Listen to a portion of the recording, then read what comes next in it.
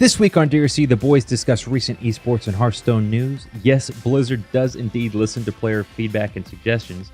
Next, Bradford Lee and Mushu talk about their recent tournament experiences. And in Meta Anatomy's Secret Paladin, can you have too much of a good thing? All that and more coming up right now.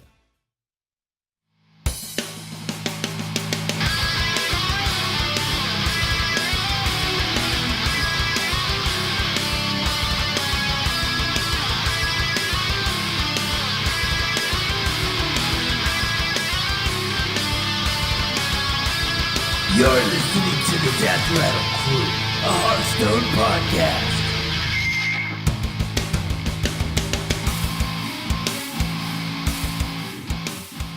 DRC, ladies and gentlemen, welcome to the Death Rattle Crew, a Hearthstone podcast. This is episode 51. I am one of your hosts, Mike Tech2Hearn, joined by Matt and Mushu Hill. Good morning. And Bradford Lee. Hey, what's up? Don't forget you can follow us at www.deathrattlecrew.com on Twitter and YouTube at Death Rattle Crew, at Twitch at Death Rattle Crew. You can just search the internet, Death Rattle Crew. We are the internet. You have found it. Congratulations.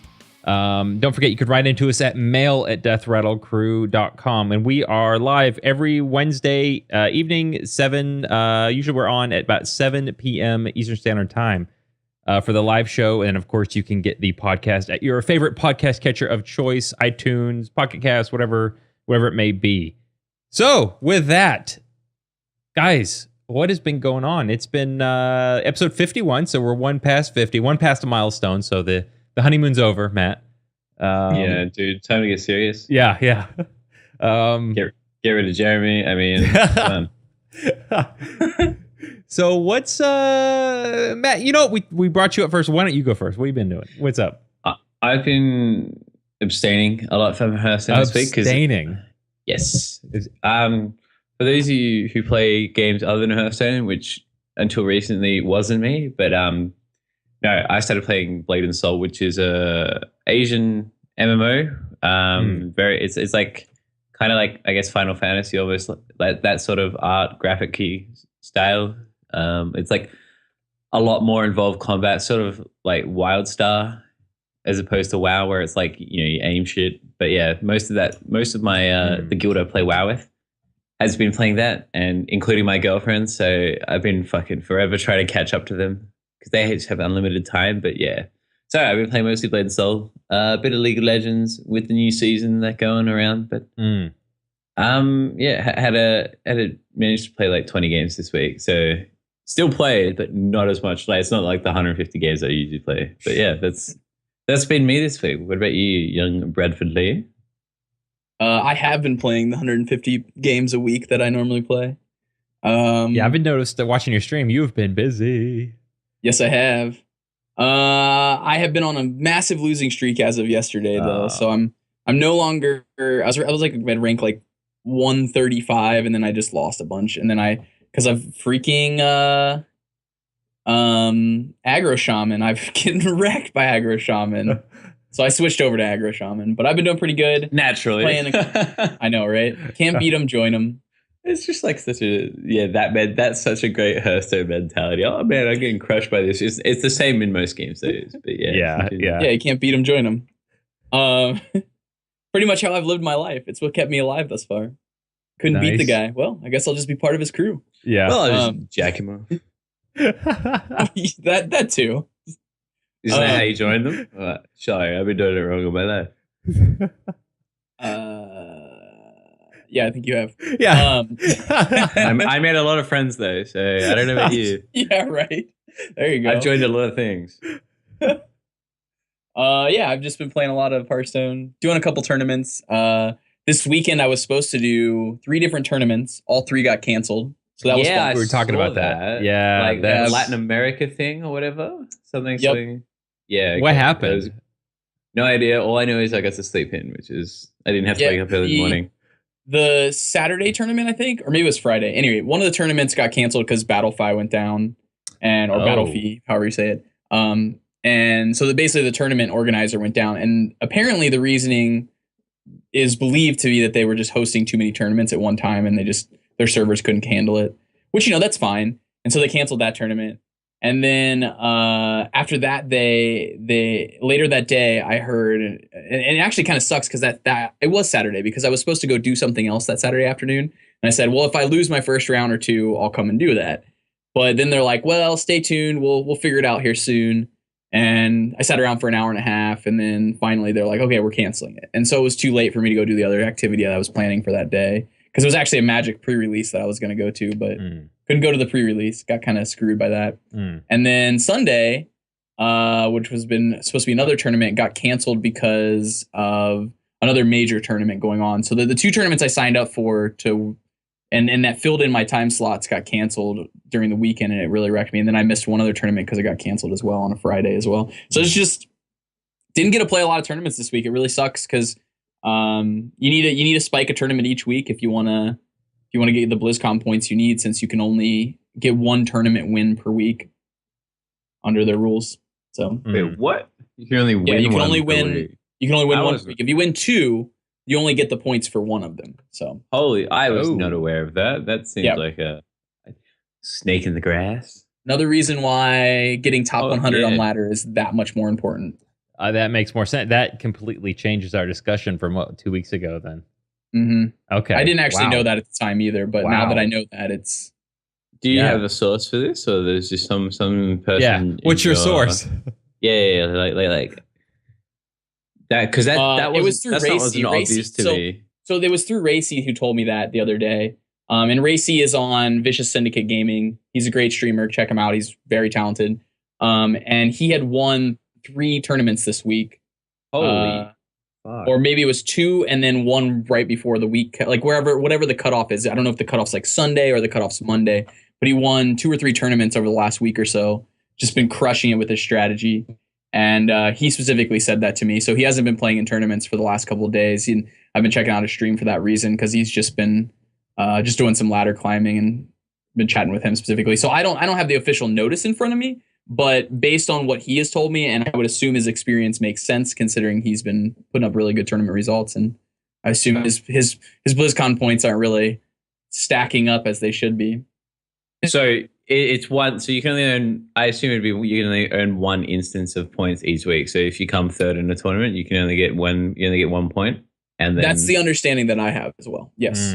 And then I would assume that you get like the greater points, like win. So if you come third in a tournament, then you win 1. I assume you get the 4 points instead of the 1. Yeah, that's my understanding of it as well. Like that's an assumption I'm making. That doesn't necessarily mean it's going to be like that, but yeah, I don't know. It seems. I guess it kind of seems, dare I say, fair, in the sense that you can. It doesn't favor, like for example, Avery last year was handicapped by the amount of tournaments he could play because he was a full-time student who was taking it quite seriously. So anyone with a full-time job, or anyone who's not like me or you, Brad, who can sit around all day and play Hearthstone, probably gets a little bit screwed by if it's open and you can win as many tournaments as you play, sort of thing. So this way, it's kind of fair in that it curves off the amount of points someone can win by grinding tournaments. Yes. So I think the strategy, Brad, is win the first tournament of the week and take the rest of the week off. Right? That would always be my goal. That is definitely the strategy. Just fucking win the tournament on Monday. 6-day weekend, motherfuckers. 24-hour streams. Bay life. Yeah, so that is such a great strat. So I'm kind of disappointed by that news, but it's okay. It just means that I'm really going to have to focus on making top 100 this season, even more than I thought I was going to have to. Like, it's imperative that you make top 100 if you actually want to have a chance.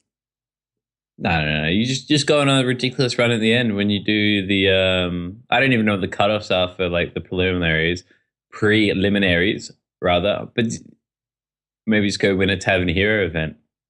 That'd be a thing. What are Tavern Hero events for those who don't know? I assume they're like some souped up tavern 5-star gathering kind of thing, where the is a spot in the winter. Is that the season we're in? It's summer here, so it must be winter. It's winter preliminaries, yeah. So the winter preliminaries is the first step of the BlizzCon thing. The BlizzCon tour, I guess. So the preliminary event before the Winter Championships, I assume. That sounds right in my head. I cannot confirm this right now, but DRC confirmed. You heard it here first. DRC confirmed, but I cannot confirm. Yeah, it's in the client, isn't it? Yeah. Become a Tavern Hero, which seems like a great idea if you're in the area. Yeah. It sounds fine. Special Blizzard sanctioned Hearthstone events will be taking place. Yep, Tavern Heroes. We'll compete in the preliminaries in the same select. And guess what, guys? It's all in North America. Who would have guessed it? Yeah. Lucky you, Mushu. Lucky you. That's all right. I'm not too offended. Really. Yeah. It's sort of like just a function of being in Australia. I mean, you just get less shit because there's 1/10 of the population. Yeah, right. That's something that people forget here is man, why the fuck do we not get as much shit as NA? It's well, they have 350 million people. And you all live on the coast. and we have 25 million. Yeah. I don't know, man. I don't know. Even if, because it's it's probably reflective. See, that's the interesting thing about statistics is how often things like population statistics, I guess, are similar in terms of percentage. So it's I noticed this with League of Legends, just to take a bit of a tangent, is there's a site that gives you all the summoner stats, how many people are playing. And at one stage it was 1 million people. And it was and Australia was 100,000. So it was roughly 1/10 of it, which is close to representative of the population. Obviously it'd be it has to be 1.5 million to 100,000, but yeah, it's getting pretty close, and it was interesting. But yeah, The point is there aren't enough people in at least my part of Australia. East Coast is a little bit different because you have a cluster of cities, so people like Deckies and shit could get a Tavern Hero event going and do shit. But I don't know. But yeah, are you going to attend one of these, Bradford? Dude, I live. What state are you in? I'm in a state of disrepair. That's where I'm at. That's the state that I'm in. I live in the middle of nowhere. It's not even. I mean, it's feasible to go for me comparative to you, but it's not even that feasible. I think probably the closest one would be a 6 to 7 hour drive, probably. And I don't even know because I haven't looked at the Tavern Hero things to see where the locations are. There's one in CA. What does that stand for? Is that California? Yeah. Yeah, so that's Utah. The closest. This one in Salt Lake City, Utah, is going to be the closest one to me, which is a 16-hour drive. Yeah, the closest one to me is in Marietta or Atlanta, but it's really Marietta, Battle and Brew, and I don't know how they're going to fit anyone in there because I've been to that bar before, and it is not very big. It's not Maybe very they're not big at all. expecting big turnouts for these kind of events. I don't know. There are 128 player tournaments. So, that's the cap. Sure. So I don't know what you'd have. I think obviously you have to have 32 to run it, or to run it officially to get the points, to get the spot. Yeah, I guess. But I would imagine you'd have to sell out 128 spots for it to give you a spot in the preliminaries. Right. Yeah, I don't know. Freaking esports arena. The Marriott room, I'm assuming it's probably a big room. Actually, there's one in Seattle. I'm 5 hours from that, so that's the closest one for me. It's 5 hours. Get on your bike, buddy. Start pedaling. Seattle, all right. Seattle away. I'll be there in no time. While you're there, buy some legal marijuana. Yeah. Okay. Yeah, you sold me. I've for a while said, Magnus just said it's pretty big and nice. I know it's new. I know that they did. Magnus and chat was saying that Battle Brew is big and nice. I know they remodeled it a year ago. Maybe it was a year ago. And I haven't been in there since, but I was under the impression that they moved to a new location. But somebody told me that they're in the same place that they were. And I mean, it's just not very big. It's in this, I don't know, I don't know where you live, Magnus, but it's like a 4 long shopping center. I don't know, like 4 businesses there, something like that. And it's not.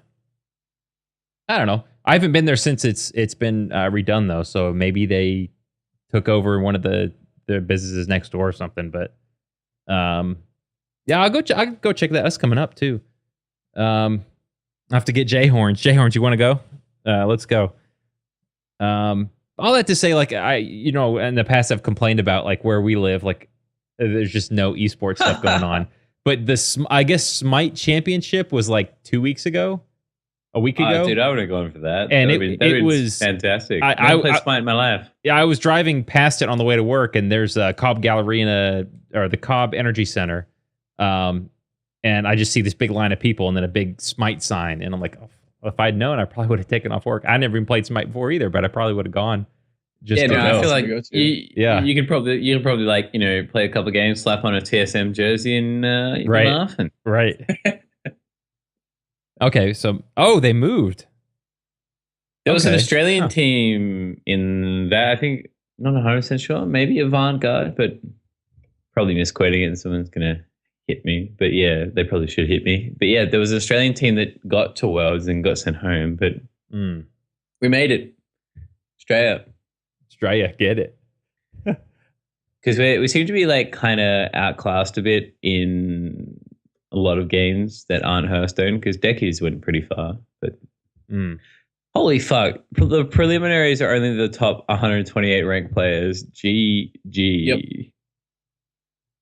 So yeah, if you want to make top 128, or you want to be in the top 10, or well, really you want to be like top, but like top 10 will help give you end of the year like total cumulative points, which I think makes a difference. Honestly, the system is so like it just seems really discombobulated to me and not really easily attainable to understand for the normal player base. And so I'm not 100% sure actually on how it works with total accumulated over the 4-season period. But yeah, it's top 128 for making the preliminaries. And then the winner of the prelim makes BlizzCon, correct? Is that right in saying that? I don't know. It looks like it's just saying will compete in the same location to earn one of 8 slots in the 2016 America Winter Championship. So I don't think that's BlizzCon. It doesn't even get you all the way to BlizzCon. It just gets you in a tournament that might get you to BlizzCon. Yeah, and I'm not. Jesus, I don't even know if that goes to BlizzCon. I wonder if that's just a seasonal championship. It might be, because I don't know how those championships have worked out. Because this is the first. Yeah, this is brand new. The way the new system. There weren't a championship, or I guess the whole system. But did we have a winter championship last year? No, this is the first one, right? No. Oh, okay, it's all right. Australia has. I have my own regional. It's all good. We can all relax. Are you gonna make it regional? You got to make one top 128. I can't fucking filter the standings by Australia, New Zealand. It caps out at like, I haven't checked since last week, but it I thought it capped out at Asia Pacific. Like I couldn't filter any further because there's each of these 5 regions have its own qualifier. Korea and Taiwan at least traditionally have seeded some shit. But yeah, so I currently do not know. Because on the Asia Pacific ladder, I'd be a lot further down now, but I was like rank 5,400 and something. Because there's like a 4,000 way tie for like I don't know whatever place. Because everyone's on 1 point from making legend. It's pretty great. What if it's top 128? What if there's like 3,000 people that are tied for 128? Yeah, that's a good point actually, because that's very likely to happen, I suppose. Yeah, I think it's pretty feasible to expect that to happen. But I don't know if like the top 128 will actually shake out to be above that number of people. But like, let's say ranks 120 to like 150 are all the same. Then do they have to invite the 150, or do they even just say screw it? You guys are. Like, how do you pick that? Is it alphabetical order at that point? Like, should I have an AAA as my opening name? Yeah, that's what I was about to check to see if that's how it's tie broken, or it might be like, for example, there might be some way to do tiebreaker. Like, if you earned you're higher up on the ladder if you earned your points earlier, sort of thing. If you get sure. So if you earned, So like if you got your 2 points or 3 points earlier before somebody else did, or you got to like say you were those people were at 4 points and you got your 4 points first, is what you're saying? That's exactly what I'm saying. Yeah. Obviously the problem there is would you award legend points differently? Like if you made legend 9 days in the season and I made it like on the last day, do you think that's a feasible tiebreaker? I think it should be announced if it's going to be like that, because a lot of people have no desire to aggressively climb the ladder on days 1 through 5 of a month, because like you got a whole month to do it. You might if you're not looking for top 100, you just want to make legend, or if you are just looking to make legend and even still make top 100, why would you? There's not a massive incentive to get there in the first day, and unless if that's specifically announced, I don't think that's a good tiebreaker when it comes to that circumstance. And I'm looking down my page, and there's definitely some people I recognize on this list of Australian Hearthstone players. Okay, yeah. What do we say? 128? Oh yeah, yep. There's going to be a huge problem at the moment. Yeah, and I think the season ends at the end of February. Is that right, or is this a 3-month season? Is this the short season? There was one season that's really short compared to the other. In fact, I can look that up while you. In the meantime, so in my server, the Asia Pacific server, 118 onwards is on 1 point. So that's okay. So page 2 is 128. And there are 89 pages of this. That's fucking great. Having fantastic. That Blizzard have started a shitstorm, boys and girls. Well, I mean, if you just looked at their page of upcoming tournaments that qualify you for World Championship points, you can clearly tell that it's a shitstorm. The page is atrocious. I think I welcome the shitstorm because it's what like everyone wants. I mean, is an accessible World Championship experience, which is what we're getting. And there are some things that you need to give in to that. Sometimes it's like tournaments being cancelled and ruining your weekend. Other times it's navigating some questionably made pages. But what about you, young Mikey? What's going on with your life? As a non-tournament grinder, yeah, right. It almost seems like non-Hearthstone player at this point. Do you even play the game anymore? I do. I've actually let's see. I've not been doing too much. I've been doing a lot of Arena. Arena has been getting much better. We talked about like last 2 weeks where I went 1-3, 2-3, 3-3. Last run I went 6-3. So I think. I hadn't played Arena in months. I just got burnt out on it and didn't care. Especially when they changed it and the prizes were random card packs. It's like, well, I don't want a vanilla card pack. I want a card pack from the new one. I understand why they did it. I'm not complaining about that, but it's like, okay, well, my incentive to do it's kind of sort of gone a little bit. But I've noticed it's changed quite a bit. It's not so much get as many 2, 3, and 4 drops as you can. Preferably 2 and 3 drops. It's I don't know. It's kind of make sure you get enough drops that you can hit your mana efficiently every single turn. Kind of like those 2, 3, 4 drops. Well, sort of. You want to play a 2-on-2, and 3-on-3, 4-on-4, 5-on. Those are the ones where you just win by a landslide. Yeah.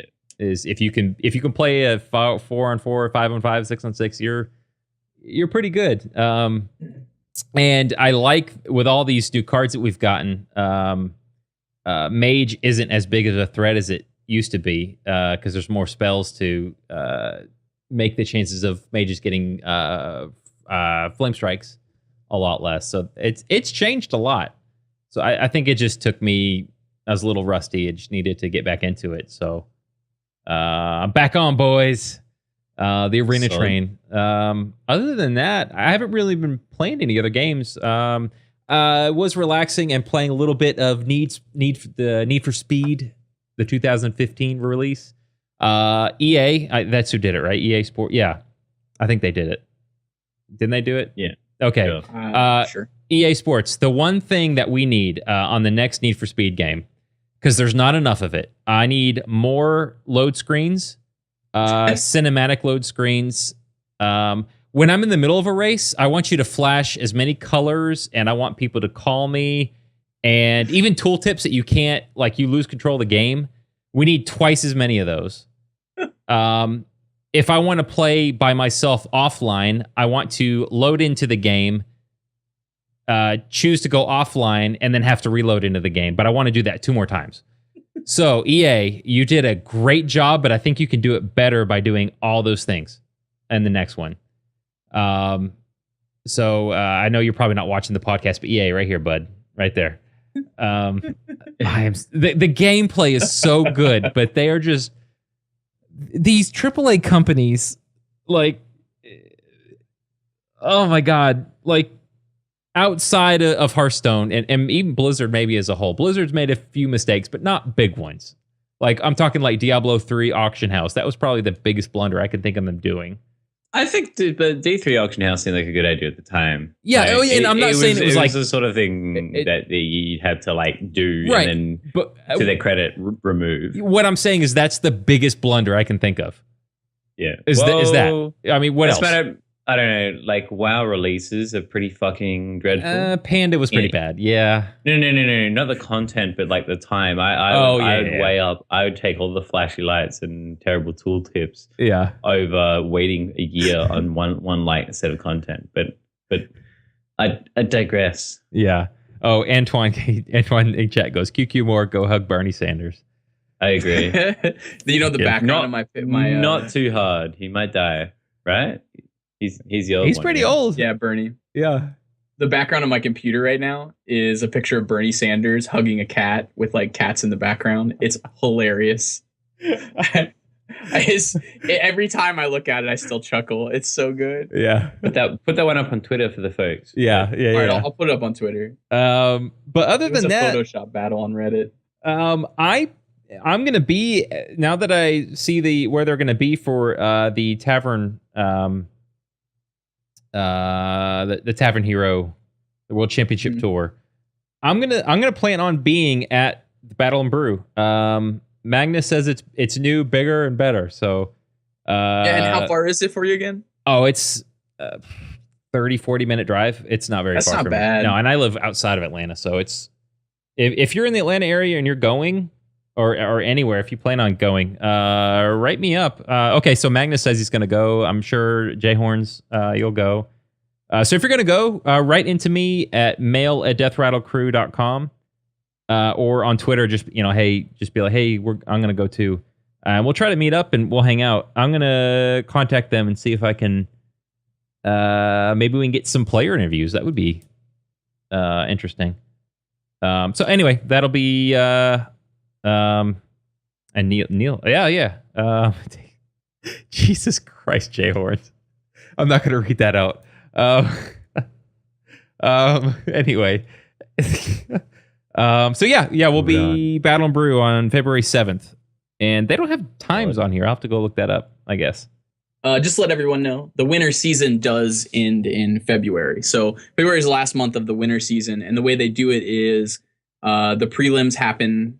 It says the prelims happen in February, which seems awkward that the season ends in February, but the prelims also happen in February. So I'm curious to see how the preliminaries will, or like if you make Legend in February, obviously those points will not affect your prelim for the February month. Oh yeah, that which is sense. interesting. But at the same, so do those Legend points tack back into the spring season? Is what I'm curious. I would assume so. Yeah, I guess so. It probably was always going to be an awkward season. Yeah, I think it's going to be an awkward season. But yeah, the prelims that's fine. Growing pains are like a function of any new system, I guess. Yeah. Okay, so I found the time schedule for it. It's 5 to 11 p.m. February 7th at Battle and Brew in Sandy Springs off Roswell Road.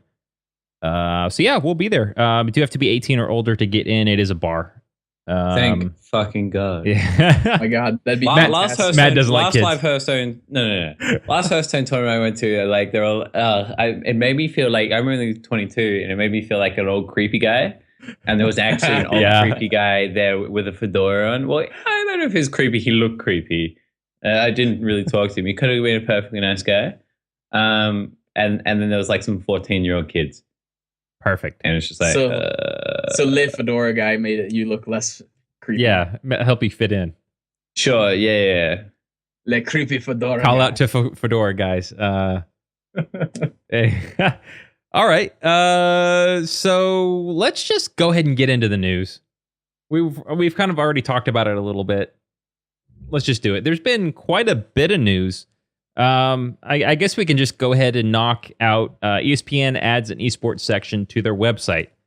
I did not see that coming, but after seeing Blizz buy the MLG name sake, I guess I'm sure this was in the planning, but I wonder if this was just rolled out like, oh shit, we got to throw this out quick. I think that's more or less what happened. Is like they sort of like realized that they probably need to put something together. Granted, it probably doesn't matter if like it doesn't matter too much. I think if they came on board now, or if they waited a year or so. I mean, ESPN is such like a prominent brand that it probably didn't matter. Like, but maybe they thought 2016 is the year to see how it goes. And make the big bucks, because I mean the international is only going to get like for Dota is only going to get bigger, or it's either going to get bigger this year or just like fucking fail to meet the previous year's amount of money. And this is probably like the year. Well, everyone said it was like last year. Can you top the 10 mil last year? And they did. They smashed it. And so yeah, so it basically it's going to be either a really big year in esports or like sort of a changing of the guard, because League's at season 6. So I don't know how many years League of Legends has left, but arguably it's as big as it has ever been, and it's only getting bigger. So I don't good think it time goes for away anytime soon. Yeah, it's like almost like a sport now.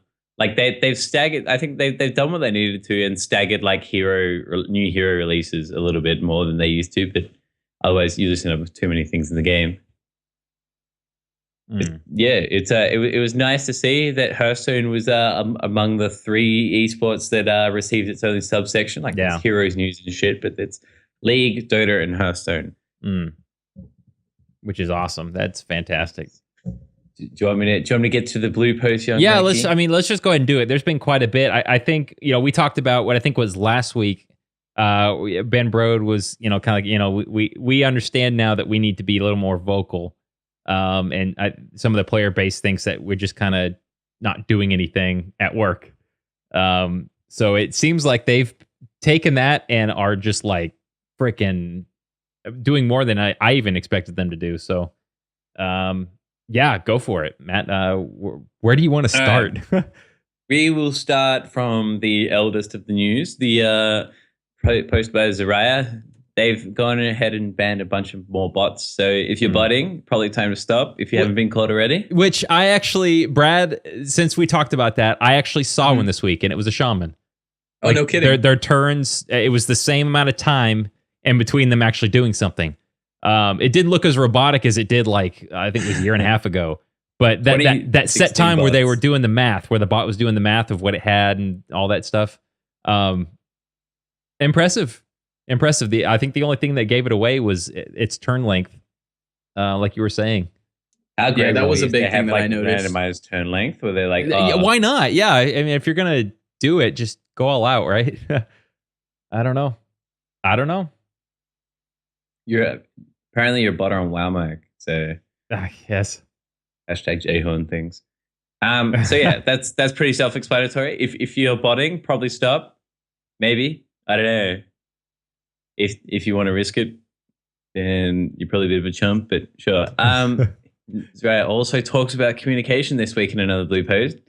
Basically, saying if you want to reply from the devs, it's better to use Twitter than the forums, because the forums are used for, I guess, feedback and longer discussions rather than just immediate interaction. So if you want to talk to a dev and be like, Law, hit me up, or Brode, I love you. Twitter's the way to go. Forums a little bit overlooked. They sort of take their time on those things. And Dexari posted another blue post on deck slots. And I, for one, do not really give a fuck about extra deck slots. I mean, I think if you have 9 decks and you think that you need more, there's probably something like you're probably not thinking enough about those decks, because I don't think there are 9 decks that you need to have. And I think that constantly remaking decks is probably good for your brain and thinking about Hearthstone. Yeah, but I can also see the super casual side where it's like, no, I just want to save all my best decks and make a new 4 different Warlock decks, and it's like, I think the only time where it bothers me is it's where I'll have a bunch of decks on there where it's like I like these decks, I don't really want to touch them yet, or I only change 1 or 2 things, and I'll see someone playing something or see something on Hearthstone, or just have a wild hair up my ass and think about oh, I wonder if this will work, and I don't want to delete something I have. But does that happen 9 times? No, but I don't know. I probably, if I'm on ladder, I'm probably, I have 3 decks that I'll play. Yeah, if that makes sense. I have 4 solidified decks at the moment. I have my Secret Power, my Zulok, a Druid deck, and then something else. So it's a priest deck or something, and those are the 4 decks I'll jump between. Just because they're top tier. Well, not the priest deck, but yeah, the rest is pretty good. That's all I'll play. But I remember watching Firebat early on in the piece of Hearthstone, and he would always just delete his decks and remake it. I was like, fuck me, he's such a baller. How does he do that? Yeah. He just remembers what's in his deck. And I was like, man, if I got to that stage. And so maybe that's why I'm sort of biased, is to me, it's a reflection more so of skill to be able to just go in and build what you want. I kind of like having more deck slots, not because I really care that much, but because it would give me the ability to build, let's say, Ramp Druid, for instance, or a Combo Druid. I can build 4 iterations of Combo Druid, and all 4 of them are basically the same deck with 1 or 2 different card slots. So and the first one is the one I always queue up. I queue up, stock Ramp Druid game 1s. And as I lose on ladder, immediately I switch to another build that has the tech card that's best against what I just played against. It's a time saver. Sometimes you'll queue up against that particular deck again. Yeah. And so there's a chance that you can have a more tuned and better situated deck for the next matchup you play. So I like hopping back and forth that way. Like say a mind control tech, for instance, or a BGH. You might play BGH in your stock list, but in the other list you put a mind control tech in because you're playing against a flood deck, and you're like, oh, okay, I played against Egg Druid. Now I should immediately switch to this mind control one, see if I can queue up against this Egg Druid again. And now I have this really amazing tech card in my deck. And so I just like it because it gives me the ability to have multiple decks queued up and ready to go, even though they're basically the same deck, and just with the right tech cards for whatever I'm just playing currently on ladder against.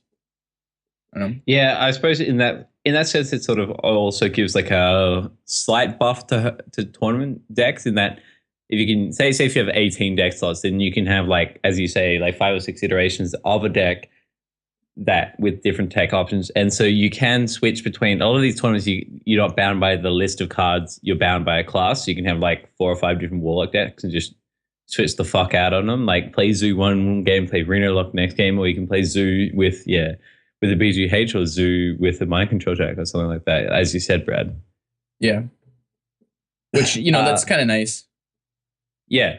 But the quote from Daxari about the old deck slots is, I think the final implementation is probably going to end up being surprisingly simple, but it took a lot of discussion to get there, and it's not finished yet. Basically responding to the criticism that of Hearthstone fans who are also programmers and understand that it's probably pretty simple to do it. But I think fundamentally changing anything in Hearthstone is just there's a lot of red tape probably. It's never that way. You think it's just changing one value, but I promise you go in and do that, and then you compile it. Scrolling functionality. Yeah, all that kind of shit. Never that simple. Surprisingly enough, it's never that simple. Yeah. Obviously, it's not that simple. Otherwise, they would have flicked the switch. Right. And be no, shut the fuck up, guys. Exactly. Literally, just like that. Literally. Yeah. All right. young Benjamin Braid talks to the community. I think this was Blue Banter or something. There was a session this week where it was called like Blues and Banter or something, Blue Post and Banter or something like that. Sort of, it felt like a reference to Netflix and chill, but whatever. So obviously, Team 5 is striving to always get better at communicating with the community. And they are not afraid of using smaller feature sets on mobile if they can't make something work. So that's probably not a bad thing. I mean, open to moving around. And these are like, I guess, the highlights of what he was saying. And he was talking about the nerf to Warsong, that it was esports motivated, but rather, because it happened like, was Warsong nerfed? It was announced right before it was BlizzCon. Nerfed. Yeah, but it was announced like a couple of weeks before. It was like 2 weeks before it actually got nerfed. Yeah, I remember that. Yeah, and that was, and he's saying that announcing a nerf like a month before can suck, which I definitely agree with. Like, I remember playing Patron in the 2 weeks before it was nerfed, and it's just like, man, what the fuck is the point? It's just like, I'm not going to win this game in this situation like in a month's time. So, but at the same time, I mean, there obviously has to be a period between announcement and actual implementation. I think it'd be kind of like people would probably throw their hands up in the air and cry wolf if there was if it just happened instantly. If you just logged in, walks on command is gone. You know, yeah. GG. Especially if you queue it up, you're like, all right, let's play some Patron, and then you hop in, and all of a sudden your war song has different text. Exactly. What the fuck? What game am I playing? I don't even have any charge minions in this deck. All right. And they're still listening to community feedback for game features. Small features can be iterated on quickly. So that's, I guess, alluding to the Twitter thing where you're like, hey, I have this great idea for the Hearthstone. Tweet at Ben Bird and like, yeah, cool. That looks pretty cool. We already want to make more deck slots, but whatever. But yeah, no, I think having that open channel of communication on Twitter, which is one of the magical things about Twitter, is good for the game in that, see, deck slots isn't something I would never have complained about, but enough people obviously want to do it that they're doing it. So it's power of Twitter and berating Blizzard with shit saying I want more deck slots. So yeah, as I said, Warsong was nerfed mainly for esports. So that's kind of not so much a bummer, but I guess like they're willing to protect the integrity of the esport by ruining. Well, it didn't really ruin the archetype. It was one of the few archetypes that survived a ground crushing nerf. Young Warsong. The patron iteration became more popular, arguably more popular than Control Warrior. I've still seen a few Control Warriors, but most of the time it's a patron build. Mm-hmm. Go ahead. I was just going to move on to the next point. If you had, go ahead. That's fine. I was going to say was irrelevant. Okay. Ben is thinking of doing more making of styling videos, like how they get to certain points in the development cycle, which is going to be cool. Which would be it'd be pretty cool, particularly if he tilts his camera towards like the statistics side of things, and we get to see those in-house Blizzard statistics. That'd make me moist. That's my dream. So one of the interesting things that popped up this week was Ben Bro talked about an old mechanic named Burn. Yeah. Is this Burn isn't a thing in Magic, is it? Poison is, right? Yeah, it's called Poison. Yeah. But it's more or less the same thing where something gets burned and they take 1 damage each turn. Yep. Oh, so no, wait, sorry. That's like hold on. Oh, sorry. It's not poison. It's that kind of mechanic does exist in Magic. It doesn't necessarily have a set name. It's kind of like it's basically like you slowly take damage is the idea each turn. Right.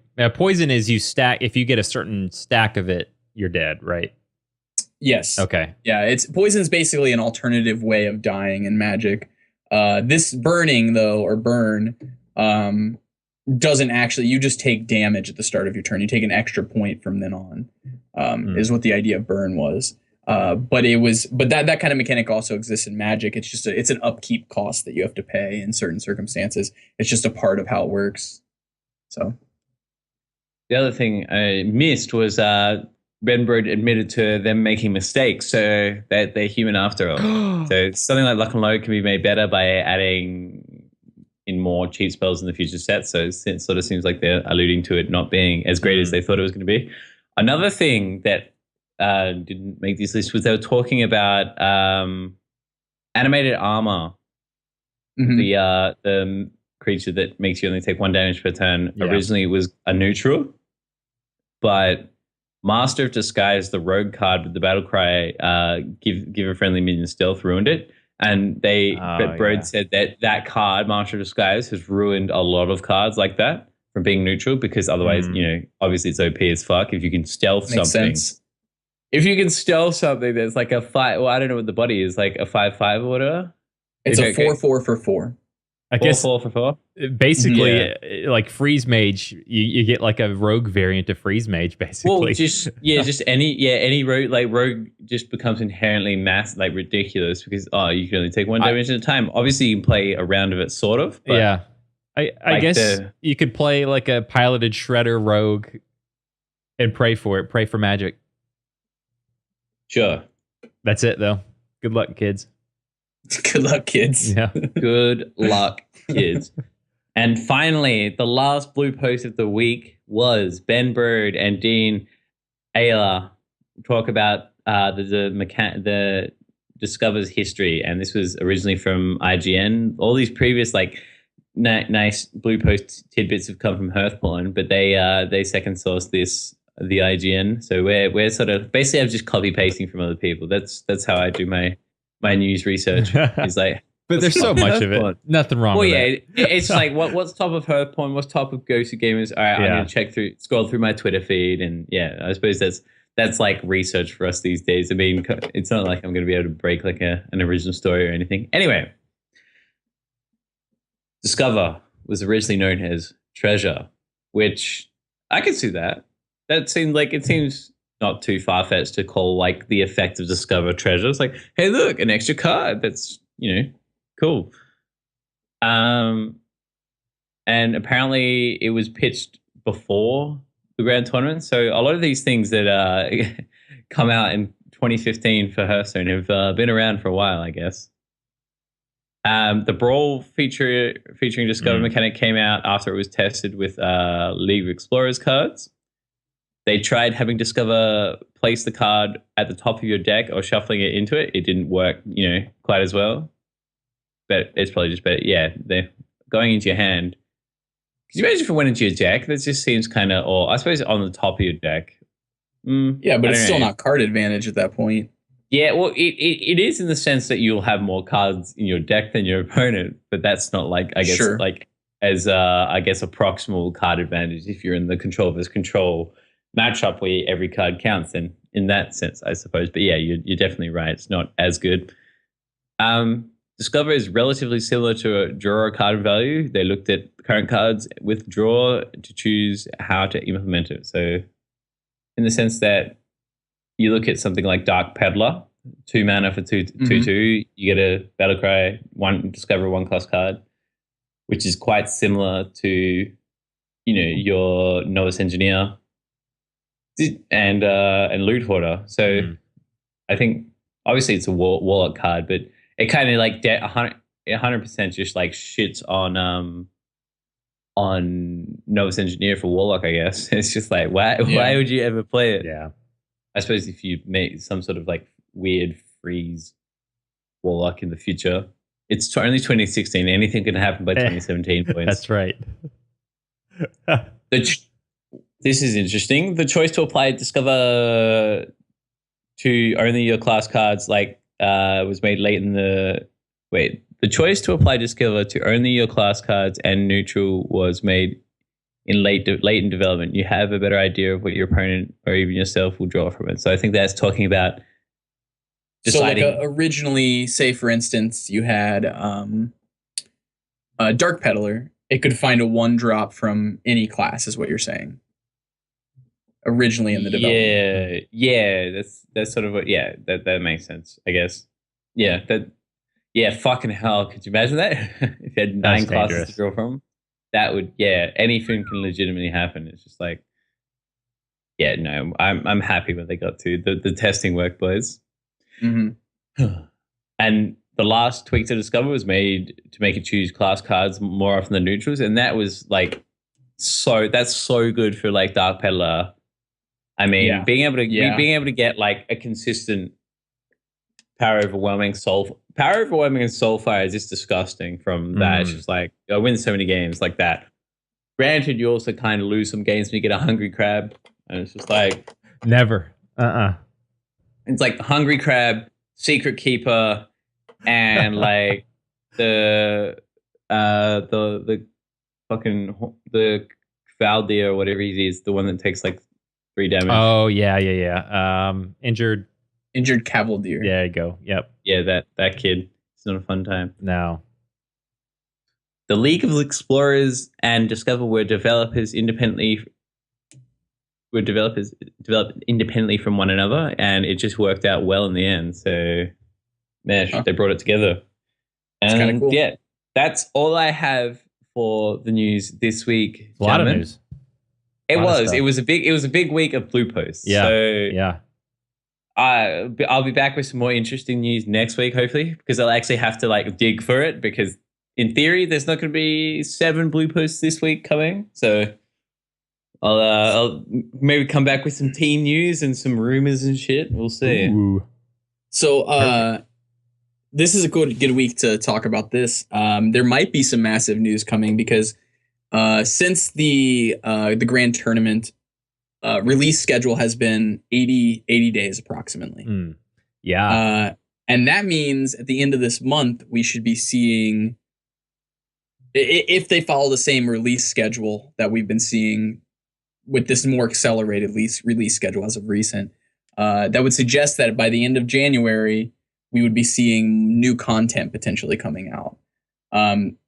There is one reason that you might not see it this month, and that is because of the tournament scene. If the winter season ends in February, at the end of February, that might be the end of February might be the release of new content, so that each season there's a new piece of something, a new piece added to the game in order to shift up the game and change each season and make each season a little bit more dynamic and different, which is interesting. Yeah, and I bet we're going to hear from it, and then like a week or two later it'll drop, because I think it was Ben Brode's last video. He was talking about how they felt like they made a mistake with was it Nax or Nax was the big one. They're saying Nax was announced 3 months before. Yeah, and everyone's like, okay, just please drop it already. And it just feels better to don't announce it. Again, we're bombing on video game companies. I feel like the only company that doesn't do this is Nintendo. And when Nintendo drops a game and it comes out 2 weeks later, it feels good. But everyone else, it's like, hey, this game's coming out in 2 years. Well, 2 years later, none of us care, and the hype's gone. And then if the game comes out like Watch Dogs and it just completely sucks, you feel bad, and it's just like, well, I got hyped over nothing. So I'm hoping this is a week, maybe 2 week announcement, and then it's out. I think it could happen very soon. Yeah, if they follow the same release schedule that they've been following. Yeah, which would be good, because I think we're getting to the point now where deck lists are getting pretty tuned, and getting a competitive edge as a competitive player right now is becoming more and more difficult, because most of the decks are pretty tuned, and it's now just about finding either a deck that you think is best suited for the circumstance or playing the best deck for the circumstance. So, yeah. Yeah. All right. Well, that's it for news. That is it for news, young Mikey. All right. I actually stole, in theory, on the notes, boys and girls, it was titled "In Case You Missed It," which I actually stole from another podcast. Points if you can tell me which podcast I stole it from. There we go. So they would start each news story, "In case you missed it." In case you missed it. It was kind of cool.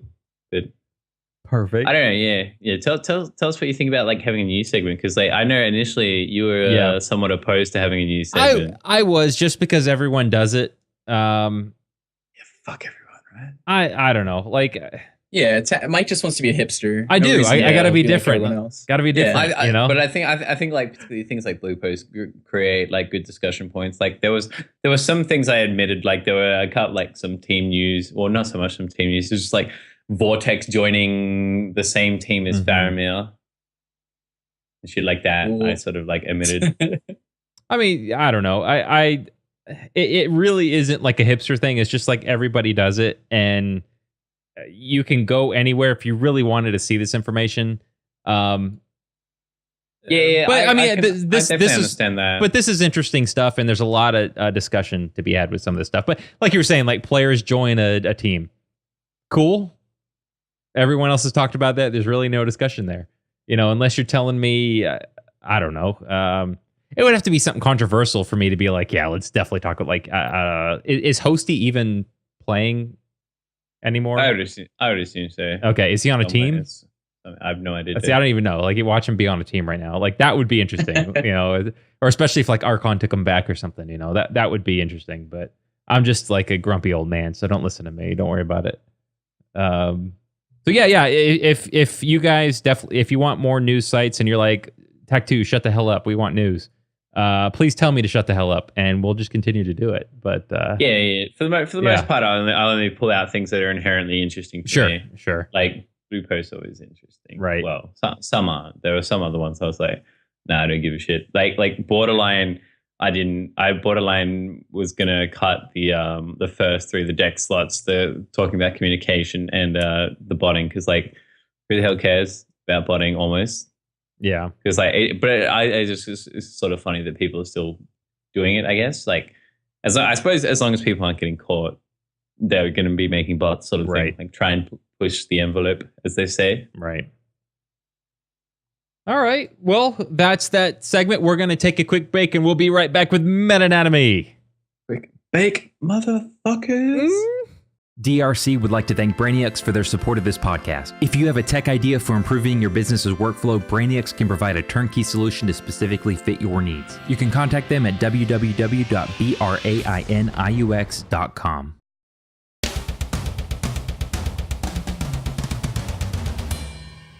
And welcome back. This is Meta Anatomy, your one weekly stop for every single thing meta in Hearthstone. I am Tech2, joined by Mushu and Bradford Lee. And we're going to talk about one of my favorite things, Secret Paladin. Secret. I feel like there's always going to be that one deck that is just hated, that everyone plays. It's been Hunter. I guess, no, it was probably Zulok. Then it was Hunter. Yeah, it was definitely Warlock first. Yeah. And then it was Hunter again. And then it was Warrior. And now it's Pally. That's the new hate. The new hate. Yeah. I mean... We look at Secret Paladin, it's been out for a while. I mean, since the nerf of Patron, it got like significantly better because it's like the next top deck. And I think the reason it's so popular is it's not that hard to play in the grand scheme of things, in the sense that it's really not. No, it's a tempo based deck where you play what you know, if it's turn 1, you play your Secret Keep, turn 2, play your mini bot sort of thing. And for the most part, it's not particularly hard to choose between things because certain drops are better than other drops. There are obviously situations where the line of play is a little bit harder to see, and that's where a good Secret Paladin player can distinguish themselves from a bad one. But for the most part, curving off and going, if you hit that mid game curve, Mysterious Challenger into Boom into Tyrion, then it's really hard to lose games. And I think that's part of the reason why it's so popular, is because it's very well built, and it's a very low. It doesn't take a lot to pilot good enough to climb the ladder. There's a difference, obviously, between piloting like top tier level, where you have all, I guess, sort of like the thoughts about the secrets and shit like that, and just playing around stuff. That's obviously, there's always going to be that sort of difference. But for the most part, pretty easy to play. Yeah, and I feel like, I mean, perfect is you somehow you're able to keep coin, or you have no reason to play coin until turn 5, where you Mysterious Challenger turn 5, Mysterious Challenger turn 6, Dr. Boom turn 7. If you do all three of those, I mean, you're gonna win. Short of you just not doing anything And even then, Right. you might still win. But you've got even that one of those, a turn 5, and then whatever you do the rest of the time, or a turn 6, whatever it might be. Those are very, very, very, very strong turns then on their own. But I mean, those games where it's a turn 6, turn 7, Mysterious Challenger, even like freaking just difficult. It's just those secrets are just the Christmas tree as it is just it's a difficult mechanic to play around. Yeah. Well, the Christmas tree isn't that hard to play around. Like, obviously, the one thing that's sort of, I guess, seen a lot of change is the difference between playing Repentance and not playing Repentance. And so, obviously, one more secret if they are, it's a full tree if they are, sort of thing. It's not that hard to play around in the sense that if you have a winning board going to turn 6, you're probably going to be pretty okay. Or if you have like a BGH or Silence in hand, right? Yeah. So you can play around it. But when they hit the Challenger boom Tyrion thing, that's their win condition. That's how they like that. That's how a tempo deck wins. Is they out tempo you, so they just fucking die. And so I think the thing to remember is if that happens, not to get like super fucking salty about it, because it's like the same sort of thing. It's like Freeze Mage getting their win condition when they just fireball you dead. That's how they win games. I mean, it's just frustrating sometimes that you can't do anything because they curve out, but that's the same with any deck, is they can just curve out. And this is why in, I guess, the upper reaches of Legend, it's not as prevalent. Bradley, is it? I don't know. What's the situation in Legend, Brad? It's Legend does have, I mean, it does have Secret in. It's just going to be around. You have to, if you're going to play, but you have to play a deck that has at least some game against them. But other than that, it's a lot of right now, it's a lot of aggro shaman that I've been seeing. So it's kind of just goes in waves. It seems like Secretin was there 2 or 3 days ago, and then Demigod made rank 1 legend the other day with an aggro shaman build, and now aggro shamans everywhere. It's kind of been floating around back and forth with these aggro decks, and I've seen a little bit of the Murloc OTK deck kind of picking up in popularity as well. Yeah. Who was I watching playing that? I was watching someone on stream play that. No, it was on your stream, Brad. I think you were playing a little bit. Yeah, that was interesting. I kind of, that deck's pretty nasty. When it works, it's pretty nasty. Yeah, it can be really, really strong. And I've been messing around with the deck a lot myself because there's like 4 different variations right now. There's the variations that run Doomsayer, and they just try to keep the board clear until they get to turn 10, basically. And then there's the builds that run more of a tempo game with like shielded mini bots and are just trying to fight board position a little bit. And then there's even the builds that are running now. They run Humility, and they're running. I've seen builds that run like Kodo Rider, or sorry, not Kodo Rider, but what is that card called? Stampeding Kodo. Yeah, Kodo? The one that spawns a 3/3 or a 3/5. I'm sorry. When you I'm thinking of the one that kills something with power 2 or less. Stampeding Kodo. Yeah. You were right. Kodo. Yeah. Okay. Anyway, they're running that plus Humility in order to like be a board clear plus develop a board, which is really interesting. I don't know. I think that's the weakest of the builds, but you know, there's a number of different builds floating around, and I feel like there's a lot of room to improve that deck. Most of the slots are pretty stuck into place, but since there's so many variations on the deck, I think there's the potential to create a stronger deck or a more tuned deck because there's so many variations right now, to find the one that's like perfect, basically. So yeah, I've been messing around with that deck a little bit to try and see if I can kind of tune it a little bit more. I've been actually running a Cold Light Oracle in my build because it adds to your Murloc count. Not because the Cold Light Oracle is amazing. It actually makes your combo finishes worse because against like the Warrior deck, once they've gained, let's say, 30 armor throughout the game, it becomes hard to kill your opponent. So if you use your first Anyfin can happen, and you just use it just to hit face a bunch of time, maybe do 20, 30 damage to them. And then the next time you use your other Anyfin, it's going to be an OTK for like 40 damage. You know, it's going to just run them over is the game plan. But if you play like a Cold Light Oracle and you play it on the board against Control Warrior, you potentially damage your combo finish because you now are spawning back a 2/2 that does nothing, a Cold Light Oracle, because it's a Murloc. So that's interesting. I really hope that this deck picks up in popularity a little bit too, because it would be interesting to see a meta where people are now playing, like Control Warrior is now playing a Murloc in their deck to counteract the Anyfin deck so that they can't combo kill them. Because if you play a Murloc, it summons all Murlocs that have died. So if, say, for instance, as a Control Warrior, you played, I don't know, just one Murloc, we'll say a Cold Light Oracle, and then you give your opponent a Cold Light Oracle, that potentially damages their combo. But yeah, at any rate, I've been running the Cold Light Oracle because in the Control Warrior matchup, you don't need all the card advantage and all the card draw that it has in it. And so you can just hold the Cold Light Oracle in your hand in that matchup. And in the matchups where you really need to dig, it allows you to dig faster. And the other really nice thing about it is there's going to be times when you don't draw a lot of your Murlocs early. And so even there's going to be times when you just want to cast your Anyfin for value just to get like 2 or 3 creatures onto the board in one turn because you've cleared the board, or they don't have a massive presence on the board and you're just like, all right, just Anyfin to put out a bunch of stuff. And that Cold Light Oracle really helps out there because you're just getting another dude, and it just really helps in those matchups. So I've been really impressed with running one of them.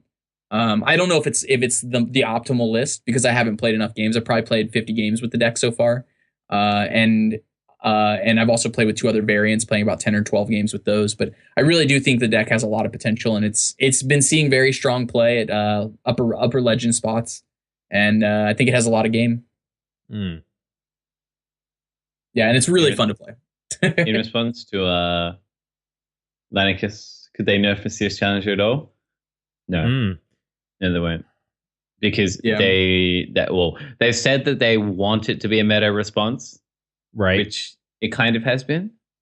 They're sort of like, while Secret Paladin is good, there's ways to play around it. It's not as like ridiculous as Patron in the sense that you just lose sometimes from. Yeah, and when I said it was difficult to play around, like it requires a lot of thought. So I think that's the difficulty, and you have to know ahead of time what you're getting into, and how to what order to play your own cards, your own spells. To maximize the value. Don't kill the Mysterious Challenger first. If they have a 1/1 on the board, kill the 1/1 first.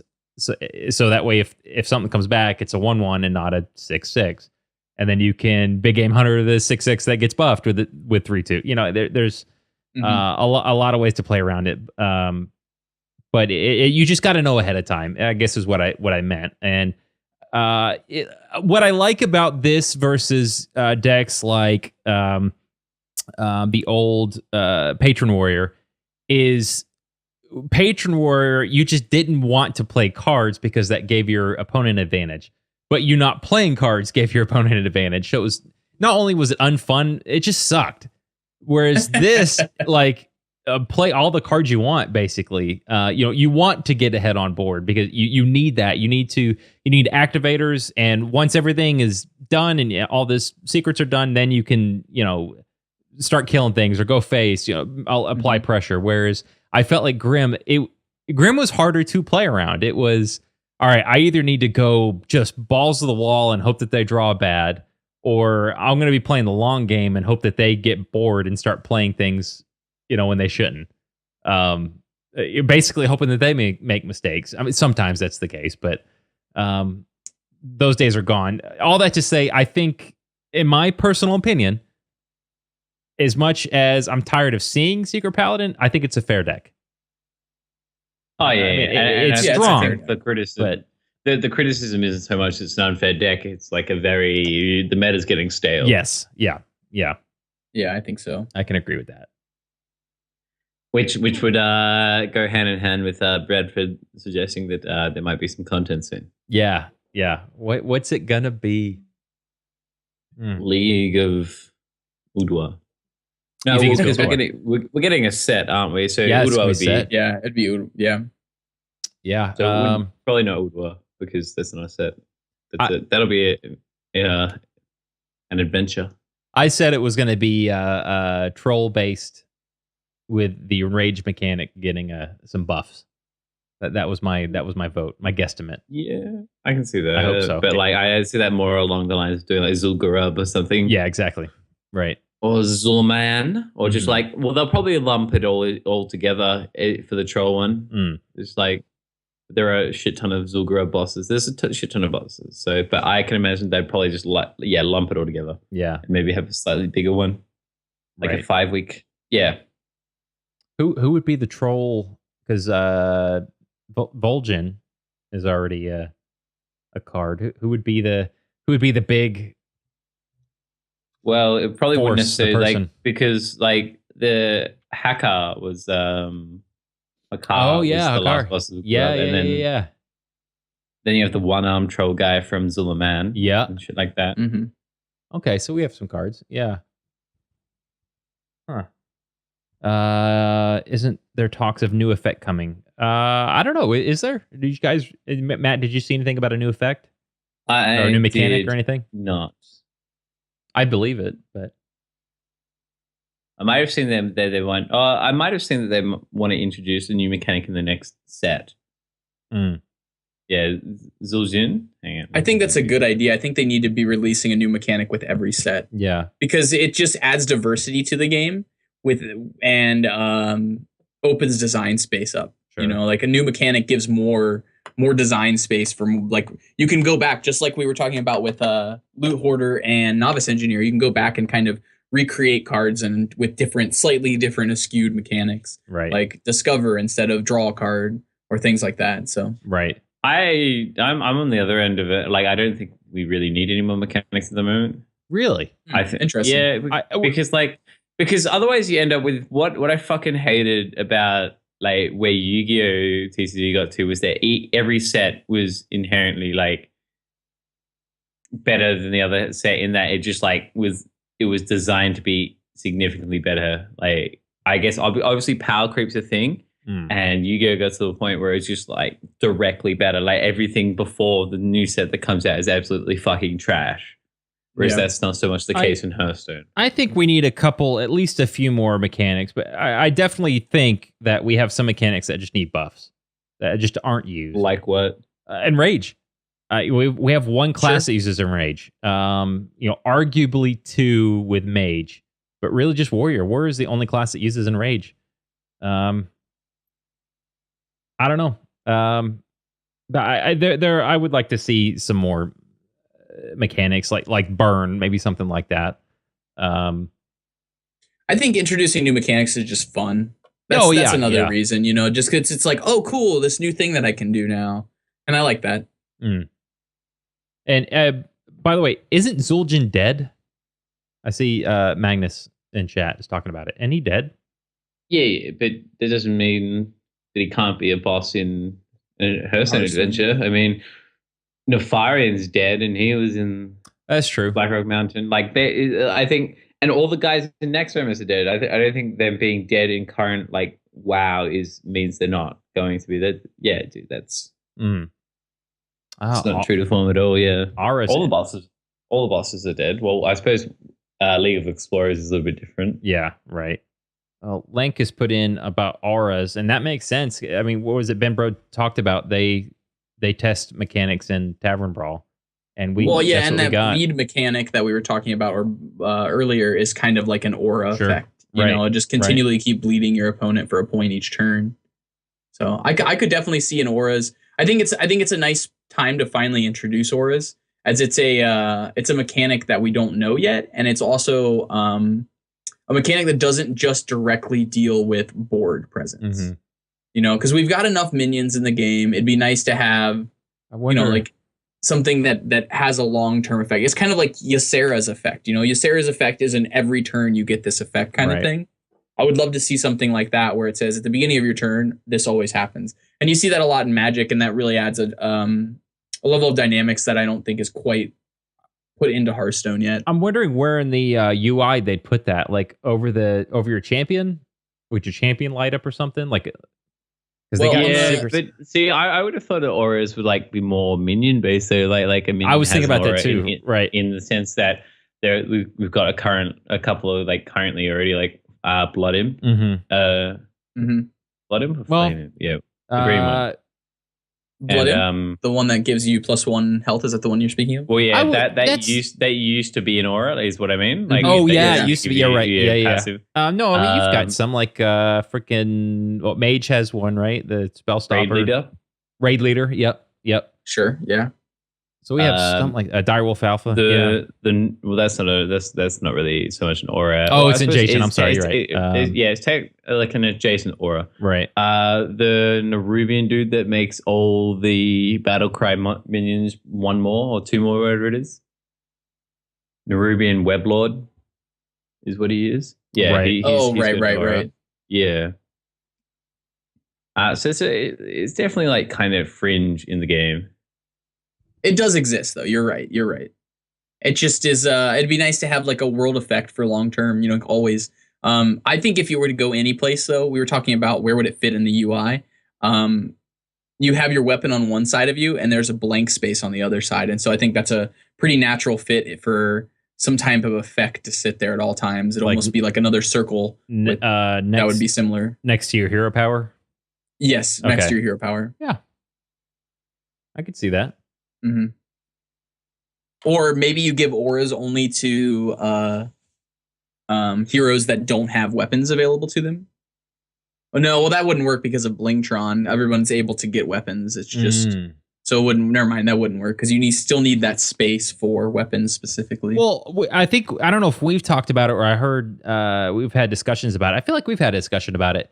Like well, I guess it would be an aura, but like an aura that affects your, like you were just kind of talking about, affects your opponent's board. Maybe, what is it? The 7-drop.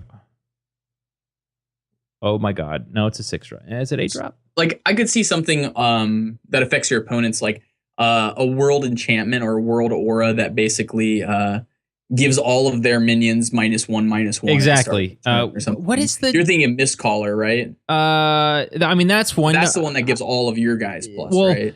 And I would almost, I don't know if I would call that an aura or a buff because it lasts. There it is. Stormwind Champion. Your minions have +1/+1. Maybe there's a minion that gives you your opponent's -1/-1. Yeah, man, it feels like they'd be OP as fuck.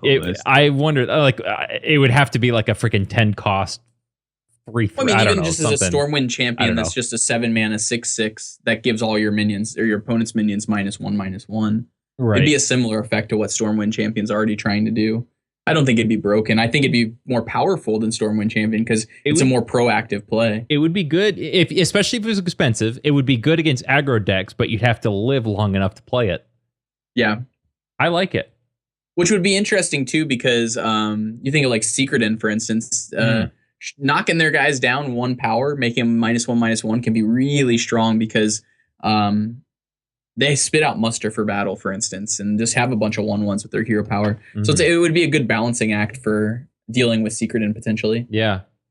All right, Blizzard, that one's free. DRC confirmed. Make us an anti-Stormwind Champion.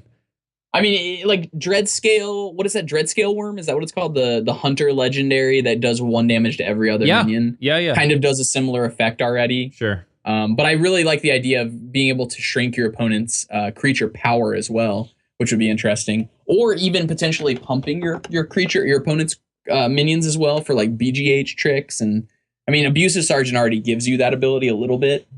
But I don't know. It just there seems to be a lot of like really interesting design space there that hasn't really been tapped into yet. Yeah. I like it. So I want to talk about something that I've been paying attention to this week, competitive nuances, because I'm such a tryhard. I'm a total tryhard when it all boils down. What do you mean? And okay, there's little things I've been trying to focus on this week to get myself better. One thing I probably should focus on is like placement on the board, like little competitive nuances like that. Like, should I place this to the left of this minion or to the right of that minion? Those little things I don't do very effectively.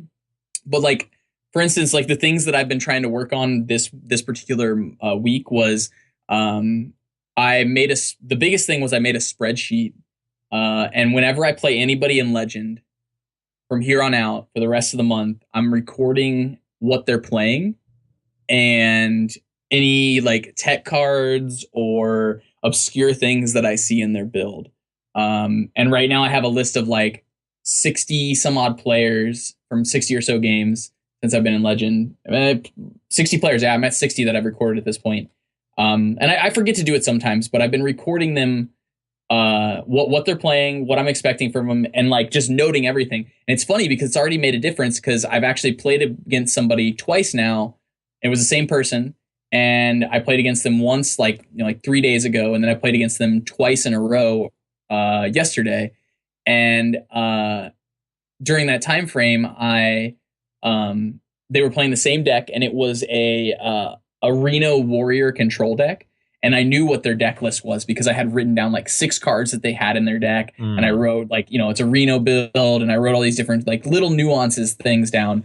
And when I was playing against them yesterday, I was able to play around the kind of obscure things that they had. I think they were running Bran, and I wish I could find it right now. I remember. Oh, here it is. I wrote heavy control on the list. They were running Bran. They were running Ysera. They were running a dragon package is what I had written down as well. Okay. And because I knew all that, I was able to play around, and I actually won the game because I was able to be like, okay, I'm expecting dragons. And so I was like, okay, so they probably have Blackwing Corruptor in hand. And so I played my Imp Gang boss versus like my Earthen Ring Farseer, and it ended up being correct. And it ended up working fantastically for me because he can only do 3 damage to the Imp Gang boss. And just like little things like that help in competitive nuance that I think is, my goal is to make top 100 in Legend every single month, these are the type of things that I need to be paying attention to. And so I've been doing that, the spreadsheet. There's a couple other different things I've been paying attention to. When I've been doing tournaments now, I've actually been, and I don't know, I'm going to ask Mushu this question as well. But I know a lot of people put in tournaments, you put in 3 deck slots, and then sometimes people will say, hey, will you send the screen capture that shows that you only have 3 decks selected at this time when you're in the play opponent screen.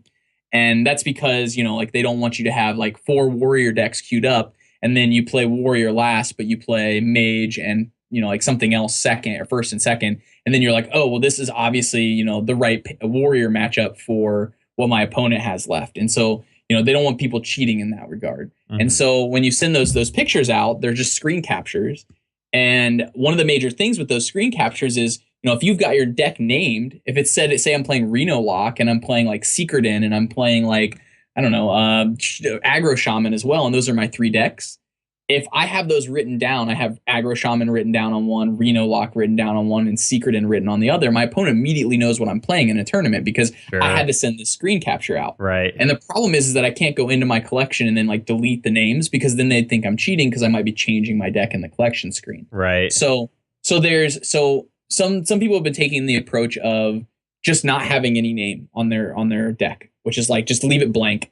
And I took the approach of, instead of putting my real deck names on, I put fake deck names on. Yes. And I had an opponent, this was yesterday? Maybe it was 2 days ago. I think it was yesterday in a tournament, who said, hey, post decks, and I was like, okay, sure. And I was playing Reno Lock, so I put Zoo down. And I was playing Secret In, so I put OTK Murloc down. And I was playing Paladin, I believe. And I was playing I was playing Druid. It was Druid, Paladin, and Warlock. And my Druid deck was Aggro Druid, so I said Ramp Druid. And my opponent, I played the Druid deck first. And my opponent, planned for Ramp Druid, and I just went turn 1, Leper Gnome, coin, Leper Gnome, go. It's just rip. I don't know if that wrecked him, but because did he get mad about, I don't know. I didn't really talk to the person. I won the tournament that particular round of the tournament. I wanted you to be like so angry and just like rage. What the fuck? It's like, you said you were playing Zoo. It's like, fuck you, motherfucker. Well, and I know that some people specifically ask for the screenshots because they know people will leave their deck names on there. Sure. And so I'm like, all right, sure. You want to see my decks? Like, let's do it. And anybody that's actually ever asked me for deck like slots or deck pictures, like screenshots, has always, every single one of them has always had nothing written on their names. It's always just blank. And, and so clearly they know that can be a thing. And so even though they may not be using it for that purpose, they're maybe more worried about me potentially cheating or somebody else potentially cheating against them. They're still conscious of the fact that we're handing out information, I'm going to make mine blank. And so I've just been putting all these random things down. I've been trying to figure out like a way that I could create a lineup that is 3 different classes. Like say for instance, warrior, paladin, and something else, but a pretty reasonable lineup that you would normally see, like mage, for instance. And I'm playing freeze mage, or like tempo mage is what I'm playing, and I put freeze mage down. I just want to find like a normal lineup that people would normally see, you know, Right. And that is very common, and then just put that down as my lineup and not have that lineup at all. Just be completely on something completely different, you know. Yeah. And so I don't know. That's one of the little competitive nuances that I've been working on this particular month or this week as well. So yeah. What else? I wrote on a couple other ones. The thing that you actually mentioned, I think 2 weeks ago, Mushu, I've been paying more attention to, which is how long has the combo druid player had X card in their hand? You know, like have they had this card since turn 0? Versus did they just get this card, and should I play around combo in relations to that? And that's something I've been a little more cognizant of, and I think that's really helped me out in that matchup. It maybe only has given me 1% more wins, but that 1% more wins is enough that it's worth it. You know, like you might as well be putting that little bit of extra competitive edge in. And it's hard to do that when you're streaming sometimes too, because you're looking over at the chat and then looking back around and not paying as much attention. But yeah, little things like that I've been trying to work on. And I'm going to interrupt you here, Brad, because I've talked about this before on the podcast, and I was watching your stream. And so first question, what UI are you using that counts or that gives you a number of how many turns they've had a card? I use Hearthstone Deck Tracker, which is an add-on that and as you said, it tracks the turn that they received their card. Mm-hmm. So like if they got their card on turn 1, it'll tell me that. If they got their card on turn 11, it'll tell me that, and it will continue to track that throughout the whole game, which is really nice. Yeah. In response to that, I will not be surprised if Blizzard throws in shuffling or a card order. Your ability to manipulate where your card is in your hand. No, does that make sense? I think it's gonna happen. Huh. Well, it seems like extra functionality that just could only create problems. People for very little gain. Possibly, people have been asking for a long. I think even since beta, I remember people asking for it. I think Mushu might be right though, just because from a coding standpoint, it's just the way that they run their program is that they say X card is in slot 4. Sure, you know. Right. And it's like, okay, when slot 4 gets grabbed by the user and puts it onto the board, we know that this is X card rather than the user can shuffle things around. And so it just makes it, I think, easier on the user interface from back end. And it also gives you I guess it sort of becomes like a leveling war in that if you can shuffle it, then they're more than likely can track the shuffling. I mean, possibly. And it's misleading if you can shuffle it and they can't see it, because it's just like how is that fucking fair? I want them. I want it to be there because I like it. People do it in physical card games. I'd like to see it. That's just me. People also call judges over in physical card games, but that's one of the things we don't have to deal with in Hearthstone. And I think card shuffling is another thing. Well, that Brian Kibler shuffles cards on stream because he's fucking so used to it, and I can understand. Exactly why he plays. I was gonna say Kibler would be so excited back about a shuffle mechanic. I could see him just clicking away. He's hilarious to watch in person when he's playing Magic, because he just like vigorously is like shaking his hands back and forth. Like you'll have no idea what's going on. It's fun. There's actually even a meme about him. Like it's the Everyday I'm Hustling song, but redone as Everyday I'm Shuffling, and it's just Kibler just shuffling cards, which is pretty funny. I'd like to see that put in. I know some people don't like it, and I can see the argument where, especially where maybe you're a casual player, it's not needed. That would be the if there was ever a reason where Blizzard went, we're not going to do it. That would be the reason that would go, okay, sure. I would believe that. And I think that enough is to make it not happen, but I would like to see it. Not going to happen, Mikey. I'll tell you right now. Rip all my hopes and dreams. Rip right here at the beginning of 2016. You've already ripped my heart out. It's done. No, I'm okay with that, dude. I can live with this. All right, so I've got some more competitive nuances here that I've been focusing on this tournaments, week. Folks. Yeah. Another one that I've been doing is and I know a lot of competitive players do this particular thing, is letting your opponent mulligan first, and how important that is to gaining knowledge. BM. Well, okay, here's the thing. I don't do it all the time. I don't do it as much on ladder, but in tournaments I do it 100% now because Reno lock is the major reason. If I see an opponent mulligan all of their cards when they're on Warlock, I put them on Reno lock now, because 9 times out of 10, let's say I'm playing Paladin, right? They're going to assume I'm on Secret Paladin 9 times out of 10, right? If it's just a blind playthrough kind of thing. And in that circumstance, the blind playthrough basically gives me the ability to pick my Paladin cards, and then them on Reno lock, basically, if they mulligan the whole thing, I'm like, okay, they're on Reno lock. Now I know what I need to look for. I need to look for aggression, and I want to kill them before turn 6, before they can set up a good Reno play or something like that. So I don't know. I for that particular circumstance, I think it's really important. I think it's also relevant against Warrior, for instance.